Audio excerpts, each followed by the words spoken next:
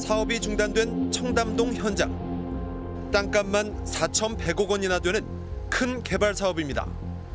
시행사는 재작년 12월 3.3제곱미터당 2억 9천만 원에 이 땅을 계약했습니다. 땅값이 가장 높았던 때입니다. 15층 이상만 올라가면 한강이 기가 막히게 보입니다. 그런 면에서도 대한민국 최고의 땅이라고 저는 생각을 했었습니다. 그런데 자기 돈은 10%, 410억 원만 냈습니다. 나머지는 어디서 구했을까요? 금융기관에서 빌렸습니다. PF 대출입니다. 프로젝트 파이낸싱은 주로 부동산 사업에서 쓰는 금융기법입니다. 원래 은행이 기업에 돈을 빌려줄 때는 담보를 잡거나 신용을 평가합니다. 그런데 PF 대출은 이런 일반적인 대출과 다릅니다. 프로젝트, 즉 사업 계획을 보고 돈을 빌려줍니다. 분양이 잘 될지 사업성을 따져서 잘 되겠다 싶으면 돈을 빌려주는 겁니다. 그런데 사업 계획, 미래 수익은 언제나 불확실한 것이어서 말처럼 쉽지 않습니다. 사업이 성공하면 금융기관도 큰 돈을 벌지만 사업이 실패하면 큰 손해를 볼 수 있습니다. 돈이 넘쳐나고 집값과 땅값이 뛰고 부동산 경기가 좋을 때는 못 빌려줘서 안달이었습니다. 제일 고점이 언제였죠? 20년, 21년이죠, 뭐. 예. 그때는 어느 정도였어요? 뭐 시행사가 땅을 못 구해서 난리였었으니까 구하기만 하면 뭐 금융사나 또는 시공사가 서로 와서 도와주려고 난리를 떨던 시기였었습니다. 청담동 개발 시행사는 지난해 5월 1년 만기로 땅값 4,640억 원을 빌렸습니다. 새마을금고 등 금융기관과 투자자 26곳이 돈을 빌려줬습니다. 그때만 해도 금리는 최저 4.5%, 높아야 7%였습니다. 그런데 그 사이 금리가 치솟았습니다. 1년 만에 최저 10%, 최고 13%가 됐습니다. 이러니 PF 대출로 벌인 사업들이 줄줄이 중단되는 겁니다. 한 3, 4년 전만 해도 이게 4.5%니까 뭐 한 1,000억을 빌렸을 때 한 40억? 그러면은 1년에 했을 때 이렇게 뭐 나눠서 내면은 큰 부담이 없었는데 지금 1,000억 받았을 때 100억 정도 가까이의 이율이 나오니까 쉽지가 않죠. 그러니까 이게 사업해서 벌을 돈을 다 이자로 내도 힘든 거예요, 사실. 다들 금리 때문에 PF 사업 자체가 지금 다 스톱되는 걸 알고 있거든요. 게다가 주택 분양 시장까지 얼어붙었습니다. 사업이 잘 될 거라는 믿음이 흔들리기 시작했습니다.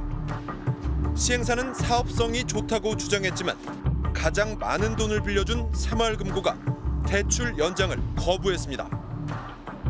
내부 심사 기준은 여러 가지가 있겠지만 어떤 이제 사업성에 대한 부분도 검토가 됐을 거고요.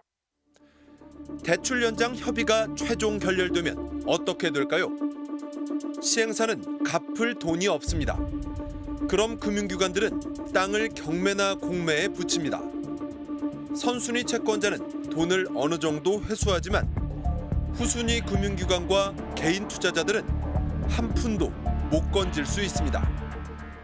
예를 들어서 땅이 이제 5천억짜리 땅인데 4천억이 공매가 됐다. 그러면 맨 밑에 있는 후단은 돈을 한 푼도 못 받는 겁니다. 시행사도 마찬가지고. 청담동 일대에는 이런 최고급 주거시설이 줄지어 개발되고 있습니다. 2020년과 2021년 부동산 호황 일대 3.3제곱미터당 2, 3억 원 고가의 땅을 사들였습니다. 하지만 지금은 아슬아슬한 위기 상황입니다. 지금 특히 상업부동산 경기는 여전히 안 좋은 거 아닌가요? 안 좋습니다. 아니 그 근처에도 지금 분양이 잘 예전만큼 잘 되고 있지는 않다고. 맞습니다. 청담동 좋은 사업장이 이게 정말 정말 이효리가 나고 공매가 되고 이렇게 되면 제가 보기에는 제2, 제3의 레고랜드 사태가 안 일어나리라는 법이 없습니다. PF발 위기는 금융기관들을 위협하고 있습니다. 위험한 사업에 돈을 빌려주던 저축은행과 증권사들이 흔들리고 있습니다. 시행사가 거의 자본 없이 사업을 일으켜서 분양만 성공하면은 거의 천문학적인 이익을 보다 보니까 오히려 그러다 보니까 그 사이클의 막판에는 더 이게 위험한 개발건으로 계속 넘어가게 된 것 같아요. 그러니까 부동산 상승기에 계속 본 거죠, 성공한 걸. 그러니까 더 위험한 뭐 지방, 뭐 상업용으로 계속 개발 사업이 더 위험한 쪽으로 넘어간 게 아닌가 싶습니다. 2020년 93조 원이던 국내 PF 대출은 가파르게 증가해 현재 133조 원. 그런데 이자를 제때 못 갚는 연체율도 가파르게 늘었습니다. 저축은행 연체율은 6개월 만에 2배로 불어나 4.6%입니다. 증권사는 더 심각해 연체율이 무려 17%나 됩니다. 지난 한 3, 4년 동안 부동산 호황이 너무 가파랐던 거예요. 그러다 보니까 부동산 PF 시장에서도 이거는 사업성이 꼭 확인된 것 같지가 않은데 이거는 위험 부담이 좀 큰 것 같은데 라는 프로젝트마저도 전부 다 추진을 해버린 겁니다. 바로 그런 과정에서 부동산 시장이 굉장히 빠르게 급냉해버리니까 이게 지금 다 자초되기 시작한 거예요. PF 부실은 건설사도 위협하고 있습니다. 위험한 대출이다 보니 금융기관들은 시공사에 사실상 보증을 서게 만듭니다. 이게 웃긴 거예요. 그러니까 신용이라는 건 어떤 거냐면 기반이 있어야 되거든요. 근데 이거는 다단계 신용이에요. 무슨 얘기냐면 시행사에서 금융권에 가서 돈을 꿔주는데 이거 큰 건설사가 해줄 거예요. 이렇게 꿔요. 그리고 건설사한테는 가서는 또 이럽니다. 이거 큰 금융사가 우리하고 같이 하기로 했어요. 일종의 피라미드 신용, 다단계 신용 같죠. 그러니까 이게 한번 무너지기 시작하면 심각하게 될 수가 있다는 겁니다. 마치 피라미드가 무너지듯이. 경남 건설사 가운데 시공능력평가 8위인 남명건설이 부도 처리됐습니다. 만기어음 12억 4천만 원을 막지 못했기 때문입니다. 금융결제원은 남명건설에 대해 당자거래 정지를 공시했습니다. 지난해 11월 도내 중견건설사인 동원건설산업 부도 이후 1년 만에 건설사 부도입니다. 남명건설은 하만의 지역주택조합 건설 사업에 투입한 자금을 회수하지 못해 어음을 막지 못했다고 밝혔습니다.